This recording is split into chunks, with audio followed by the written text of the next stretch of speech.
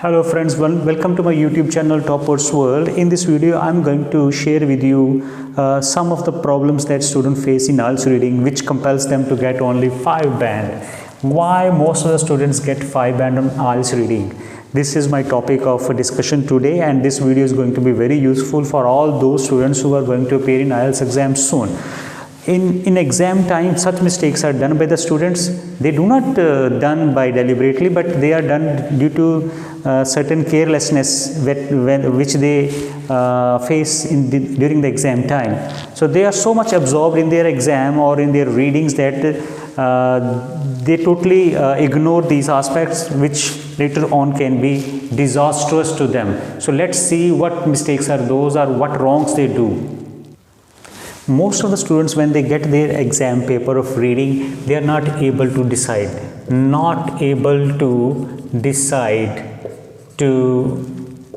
how to start their reading. They keep on shifting from passage 1 to passage 2 and passage 3.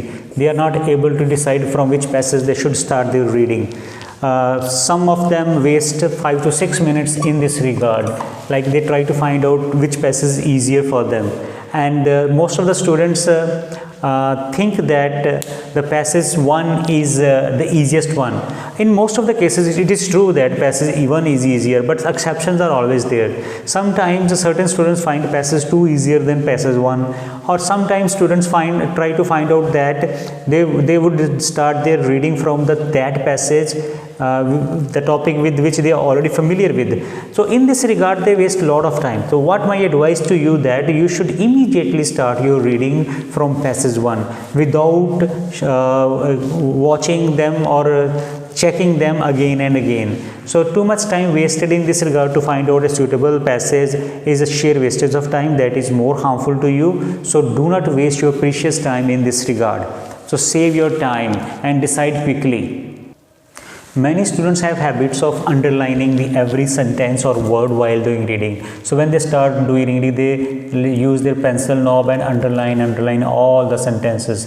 This is going to make you slow down.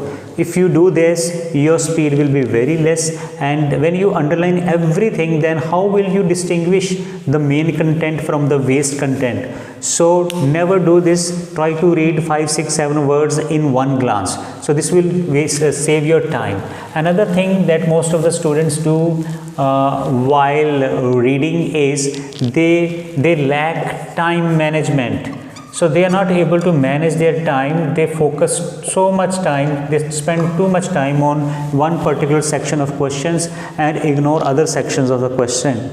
So time management is required over here, and how that can be done, that can be done if you read quickly, read fast, and try to find out the main keywords in the passage. Then you will be able to manage your time. So there are also many techniques of time management. Many videos are already uploaded by me on time management. You can watch those videos, particularly how to save your time. Third or fourth mistake is sometimes students do not write answers in the proper way. So what wrongs they do while answering their questions? Suppose the student gets blanks, and in the blanks they have to write words, or sometimes they have to write only alphabets. Okay, so when you have to write the words, it's okay, you will write the words, but in certain cases it is demanded by the examiner that you need to write alphabets like A, B, C, and they totally forget this. They write words instead of writing alphabets, and the examiner will not give you any score for this. If 4 or 5 blanks are there where you have to write alphabets and you have written the words, this is a big serious mistake and it's a great loss to you. So be careful and check it out in the question that in which form you have to give the answer. The answer, if they are given in alphabets, the right alphabets. If they are to be given in words, then write the words. But be careful and read this in advance. Mistakes number 4 that most of the students do in IELTS reading: if the answer they have to give in yes/no form, then many students give them give the answer in true false form. If the question is in true false form, they give answer in yes no. Means they do vice versa. They think that it doesn't matter, answer can be given in yes or it can be true. No, if you have to give the answer as a yes no and you give answer in true false form, you are not going to get any score again. So majority of students do. At the real exam time, there is a pressure on them and they totally forget about this. Maybe you say that we already know these things, but despite the fact that many students know all these things, they still make these mistakes. Even many intelligent English users, they make such kind of blunder. The next mistake is prejudgments. This is really a big problem in case of many students. And what they do, they try to make judgments on their own without reading answer from the passage, or sometimes they have their own illogical ideologies that I just let's for example, let's see here. Suppose there is a true false not given type questions, and the question number 10 is having answer true. Then question number 11 is also having answer true. Question number 12, the student will think that, most of the students think that the 10 is true, 11 is true, 12 will never be true. It's not possible that they will get continuously 3 true. So they write it false or maybe not given. It's not like this. There are many chances that the 12th will be true. But here they use their own judgments that examiner will never give them 3 continuous true. Or there are also many possibilities, and I have also seen in many readings 10th not given, 11 not given, and possibly 12 is not given. Here they never take chances like this. They think that there is no hat trick of 3 not givens. It's impossible. But this is also possible, and whatever you have to do, you have to check your answer from the passage. You have to read the passage, go through it, and get sure from the information given in the passage. Don't take your own decision in this. That can be dangerous to you. There are certain occasions when you have to change the format of your answer. It means that suppose you have a filling the blanks type question, and in the passage the key word is information,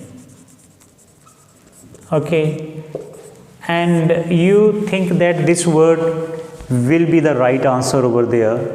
However, there in the question statement, information does not fit. It does not fit over there, because there you need to write inform. You need to write inform, not information. Inform is a verb, information is a noun. In the passage, information is written, and in the question you need to change into form of verb. You need to write action word inform. So if you put this word information over there, there will be grammatical mistake. So you need to change the form of your answer. So be careful. There are many chances that when you get the words from the passage, check it that these words grammatically fit in your answer, and most of the students don't do this. They directly, as it is, take the word and write on the answer sheet. So check before that. Well friends, now I am going to give you one bonus tip. This tip is very useful, very beneficial for IELTS reading, and can be a great advantage to you. Suppose you get a question from any passage, like passage 1, 2, 3, whatever, and the question is write the answers in any order. There are, like for example, from question number 10 to 14 in any order. It means that 10, 11, 12, 13, 14. So you can write answers in any order. It can be, for example, answers are B, C, E, F or D. So you can write them in any order, like D can be here and B can be in the last. So they are the easiest one. If you get such kind of questions where you can write answer in any order, it means that such questions are like a jackpot for you. They are like a jackpot. Jackpot means lottery for you. So always attempt these questions with care because they are highly scoring. You can get easily, if they are 5 in number, you can easily get 4 or 3 answers correct, even by some guesswork. So always try to attempt these questions first with a lot of care because they are highly scoring. So I hope that this video is very useful to you. If you like this video, share this video with your near and dear ones so that they can also take the advantage of my suggestions and the problems that I highlighted with you. So thank you very much for watching this video. Stay healthy, stay fit, stay tuned. Bye bye. See you again.